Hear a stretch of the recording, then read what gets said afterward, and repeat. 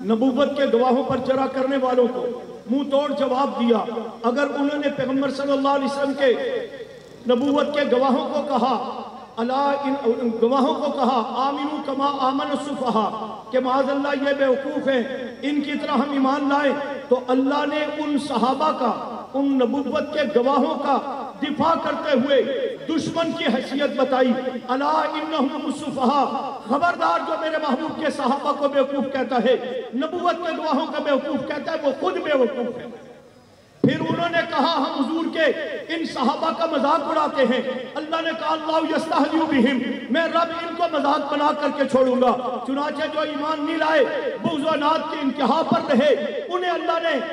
اللہ پاک نے پھر اسی انداز میں اس دور میں بھی مذاق بنایا، آج تک بھی وہ مذاق بنے رہے۔ اور پھر اس میں جب وہ بغض میں یہاں تک پہنچے کہ صحابہ پر تنقید کرتے ہوئے اللہ نے ان کے انداز کو پہلے بیان کیا، عزو علیکم الانامل من الغیظ، وہ صحابہ کی شان و شوکت کو دیکھ کر، نبوت کے گواہوں کی عظمت کو دیکھ کر، ان کی سچائی کو دیکھ کر، ان کی استقامت کو دیکھ کر، ان کی پیغمبر سے وفاداری کو دیکھ کر، جانثاری کو دیکھ کر وہ جلتے تھے، بغض اور عناد میں وہ انتہا درجے کو پہنچے تھے، اور اسی غصے میں منہ میں انگلیاں ڈال کر کے چبایا کرتے تھے۔ تو اللہ نے جواباً یہ نہیں کہا تم بھی کلمہ پڑھ لو، تمہیں بھی میں اعزاز دے دوں گا، نبوت کا گواہ بنا دوں گا۔ اللہ نے ان کے بغض اور حسد کو سامنے رکھتے ہوئے اپنے غصے کا اظہار کرتے ہوئے فرمایا کل موتوا بغیظکم، میرے محبوب جو آپ کی نبوت کے گواہوں پر ان کے متعلق غیظ و غضب رکھتا ہے، حسد رکھتا ہے، بغض رکھتا ہے، انہیں کہہ دیجئے کہ مر جاؤ تم اسی غیظ و غضب میں، تمہیں میرے محبوب کے صحابہ کی عزت اور شان برداشت نہیں ہے۔ تو پھر اس دھرتی پر اللہ کہتے ہیں مجھ رب کو صحابہ سے بغض رکھنے والا بے ایمان بھی برداشت نہیں ہے۔ اور پھر جرا کرنے والوں پر اللہ تبارک و تعالی نے اپنا ناراضگی اور اپنے غصے کے اظہار یہاں تک کیا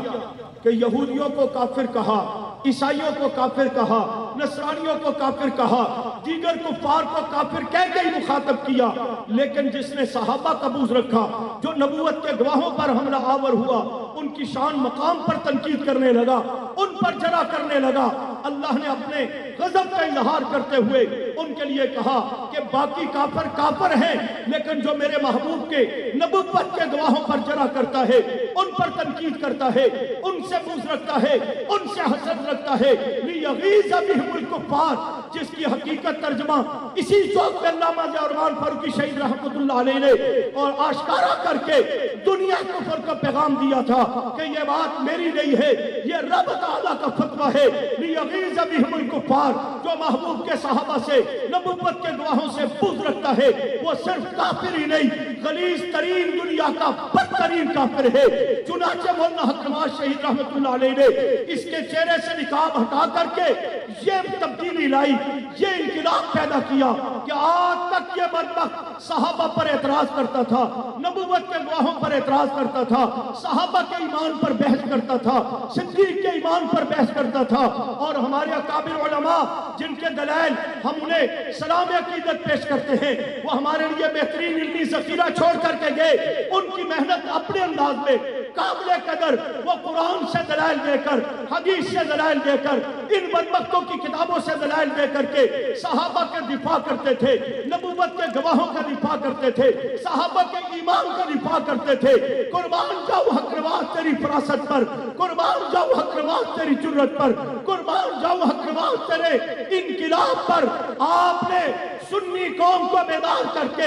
اس پر متوجہ کیا، جو پیغمبر کے نبوت کے گواہوں پر جرا کرتے ہوئے صدیق کا ایمان پوچھتا ہے، عمر عثمان کے ایمان پر بحث کرتا ہے، علی و معاویہ کے ایمان پر بحث کرتا ہے، دیگر صحابہ کے ایمان پر بحث کرتا ہے۔ سنی جاگ، بیدار ہو، غفلت کی چادر اتار، مصلحت کی چادر اتار، حکمت کی چادر اتار، ذرا حق نواز کی عینک لگا کر کے دیکھ کہ وہ بے ایمان خود بھی مسلمان ہے یا کہ نہیں ہے۔ جب مولانا نے اس طرف قوم کو متوجہ کیا تو پتہ لگا کہ آج تک صحابہ کے ایمان پر بحث کرنے والا، نبوت کے گواہوں پر تنقید کرنے والا، جرا کرنے والا، وہ خود بے ایمان ہے، خود اس کا اسلام سے تعلق نہیں، خود اس کے اندر ایمان کی رتی بھی موجود نہیں ہے۔ تو جو خود مسلمان نہیں، اس کو کیا حق ہے کہ وہ پیغمبر کے صحابہ کے ایمان پر بحث کرے، نبوت کے گواہوں پر تنقید کرے، وہ نبوت کے گواہوں کی حیثیت پر بحث کرے، اس کی اپنی حیثیت دار اسلام سے خارج ہے۔ چنانچہ سنی قوم کو بیدار کر کے اس طرح متوجہ کیا اور ساتھ یہ مطالبہ رکھ دیا کہ اس معاملے کو ہم ہاتھ میں لے کر کے نہیں، ہم قانون کے ذریعے حل کروانا چاہتے ہیں۔ جس طرح پاکستان کی سرزمین پر ختم نبوت کے منکر قادیانیوں کو غیر مسلم اقلیت قرار دیا گیا، اسی طرح پاکستان کی قومی اسمبلی اور سینٹ سے ہم قانون کے راستے سے پیغمبر کے نبوت کے گواہوں کے ایمان، مقام، عظمت، شان کے منکر کو بھی غیر مسلم اقلیت قرار دلوانا چاہتے ہیں۔ اس پر آپ محنت جاری رکھیں گے، بیداری کا ثبوت دیتے رہیں گے، حق رواز کی سوچ کو لے کر بڑھتے رہو گے، فاروقی صاحب کے جذبوں کو لے کر بڑھتے رہو گے، حیدری اور اعظم کے پرچم کو بلند رکھو گے، شہداء کے سبق کو یاد رکھو گے، دشمن کو دلائل کے ساتھ ناکو چنے چباتے رہو گے بلند آواز سے، تو پھر میں کہنا چاہتا ہوں ان اندھیروں سے کہہ دیں ٹھکانہ اپنا کر لے، ہم نظم کے ساتھ بنیاد سحر رکھتے ہیں۔ وَمَا عَلَيْنَا إِلَّا الْبَلَاغُ۔